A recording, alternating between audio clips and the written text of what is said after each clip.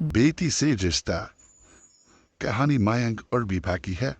मयंक एक अच्छी नौकरी करता था, लेकिन बीपा की जाति का ना होने के कारण बीपा के माता पिता शादी के लिए नहीं मानते हैं। पर जब दोनों अपनी मर्जी से शादी कर लेते हैं तो क्या है विभा, 6 साल हो गया है शादी को, लेकिन एक दिन नहीं गया कि तुम माँ पापा को याद कर परेशान नहीं होती। मैं कितनी कोशिश करता हूँ कि तुम सब भूल जाओ। कोई नहीं भूल पाता है मयंक। माँ पापा को कोई कैसे भूल सकता है। तभी सास का फोन आता है। मान लो विभा से बात कर लो, आज उसे अपनी माँ की बहुत याद आ रही है। बेटा विभा, मैं आ जाऊं? हम दोनों चलेंगे तेरे माँ पापा के पास। बोलो। ना माँ जी, वो आप लोगों को कुछ बोलेंगे तो मुझे और भी बुरा लगेगा। आखिर आप भी मेरी माँ ही तो है। अरे सुन लेंगे ना यार, कोई बात नहीं, बोलेंगे ही ना। चलो माँ, मैं फोन रख रहा हूँ। वो क्या है ना, आज विभा को लेकर डॉक्टर के पास जाना है। बहुत दिनों से इसके सर पर लगातार दर्द हो रहा है। अरे हाँ हाँ, ले जा बेटा। सर दर्द को हल्के में नहीं लेना चाहिए। वैसे भी ना बहुत सोचती बहुत है। मयंक माँ का फोन रख देता है और दोनों कार से अस्पताल जाते हैं।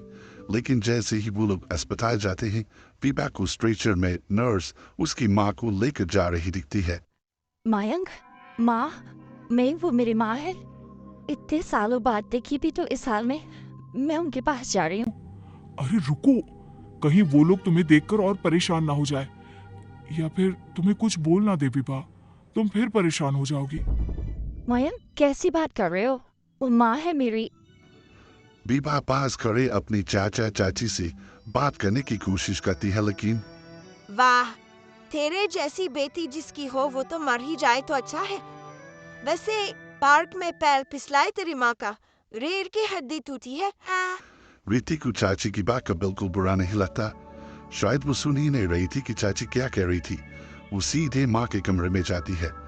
कौन है आप? ये मेरी माँ है। मेरा नाम रिद्धि? रिद्धि नाम है आपका? दर्द में भी ये आपका ही नाम ले रही थी? हाँ। ये सुनते ही रीति का कलेजा मुंह में आ जाता है। ये वही माँ है जिसने कड़े शब्दों में ये कह दिया था कि अब तेरा मेरा रिश्ता खत्म। फिर रीति का पति मयंक भी बाहर जाता है। सामने खड़े होते हैं रीति के पिता। पापा, क्या हुआ माँ को? वो पार्क में गिर पड़ी, रीढ़ की हड्डी में चोट आई है। रीति पिता की तरफ देखती है, लेकिन पिता मुंह फेर लेते हैं। पता है मयंक, माँ डैड में मेरा नाम ले रही थी। मेरी माँ मुझे याद कर रही थी मयंक। मेरी माँ को कुछ नहीं होने दूंगी, देख लेना। हाँ रिद्धि, हम मिलकर माँ का ख्याल रखेंगे, उन्हें फिर से खड़ा कर देंगे। लेकिन भैया कहाँ है? रीति पिता के सामने जाकर खड़ी हो जाती है। पापा, भैया कहाँ है? वो अमेरिका में है, वो नहीं आ पाएगा। रीति फिर माँ की ओर ध्यान कर लेती है। उस पूरी रात रीति माँ को देखती खड़ी रहती है। पिता मन ही मन सोचते हैं, जब इतना ही प्यार था तो क्यों चली गई किसी एक अजनबी के लिए हम सभी को छोड़कर। तभी डॉक्टर बाहर आते हैं। आपकी वाइफ को होश आ गया है? क्या मैं उनसे मिल सकता हूँ? जी नहीं, वो बार बार अपनी बेटी का नाम ले रही है। रिद्धि बेटा, तुम अंदर चली जाओ। माँ रीति को देखकर रोने लगती है। बेटा, माँ के गले लग जा। मैंने तो सोचा था तेरा चेहरा देखे बिना ही मर जाऊंगी। ऐसे कैसे? भला मैं अपनी माँ को कुछ कैसे होने दे सकती हूँ? माँ उठने की कोशिश करती है, लेकिन वो उठ नहीं पाती। देखिए, आपकी रीढ़ की हड्डी में फ्रैक्चर है। मुझे प्यास लगी है, पानी पीना है। रुको माँ, मैं हूँ ना, मैं पिलाती हूँ पानी अपनी माँ को। कोई और नहीं आया? तेरे चाची चाचा? आई थी माँ, पर शायद मुझे देख कर चले गए। जाने थे, इस वक्त भी पुरानी रंजिश देख रहे हैं। और रंजिश भी कैसी? माँ अपनी बेटी से नाराजी तो थी।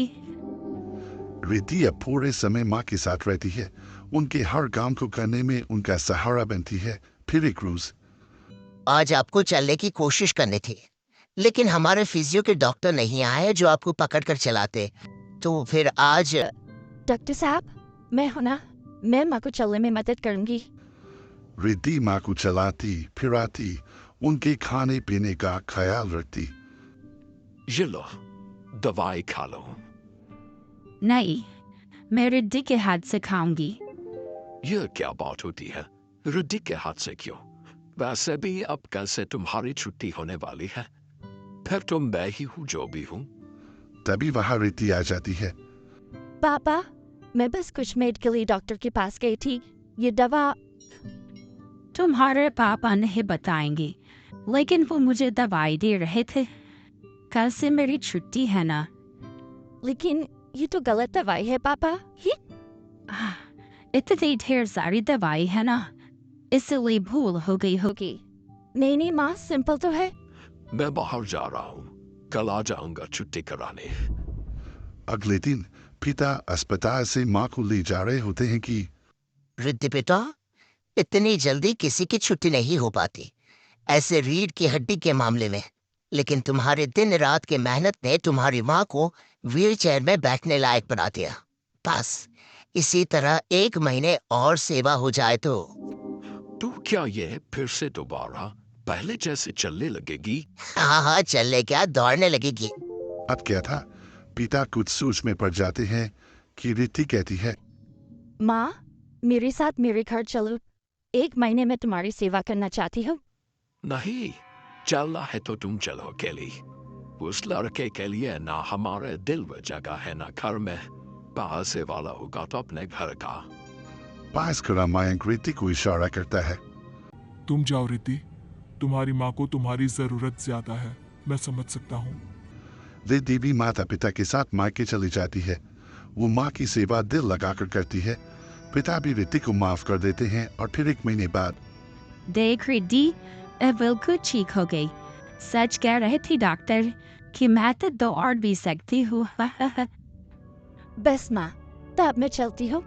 मयंक और मुन्ना मेरे बिना न जाने कैसे होंगे। और क्या जरूरत है जाने की? यही रुक जाओ या फिर नहीं पापा, उस दिन आपकी शर्ट मैंने सिर्फ माँ की हालत देखकर मानी थी, लेकिन अब नहीं।